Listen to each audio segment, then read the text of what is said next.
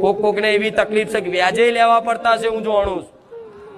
કોક ને એવી તકલીફ છે અત્યારે દેવું માથે છે, એ જાણું છું. કોક ને એવી તકલીફ છે રહેવા ઘર નહીં હોય, એ જાણું છું. કોઈનો સંબંધ નહીં થતો હોય, કોઈને કોઈની કોઈ બીમારી હશે, કોઈને ઘરના કકરાટ કંકાસ હશે, કોઈને હાહુ વહુના ઝઘડા હશે, કોઈની વહુ રિહાઈને જતી રહી હશે, કોઈ ઘરવાળો કદાચ એને બોલાવતો નહીં હોય, એને કાઢી મૂકી હશે. કઈક નું કઈક બધાના દુઃખ છે. ગોળાઓ ચિંતા ના કરતા, બધાના દુઃખની વેદના હોંભરીને બેઠી છું. પણ એમાંથી 20-30% લોકોના કામ નથી થતા.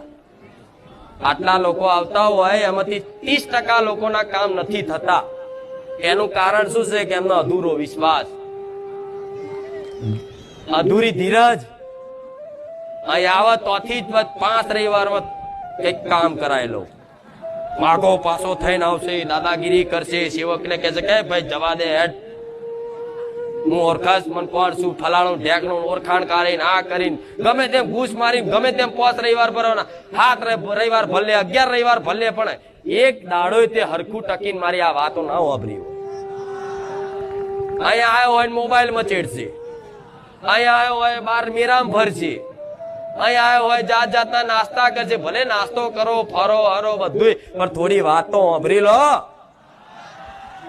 પછી બહાર જઈને કે છે કે હું ખુખાર મેળી જાય માતા જો મારું કામ ના થયું, મારે શું કેવું? એટલે શું કેવું? શું કહો? આ શું ખોટું? એટલે તો હું એવા માણસો ને કહીશ, જો ધીરજ ના હોય અને વિશ્વાસ ના હોય ને તો ખોટા શું લ્યા ભાડા વગાડવાના.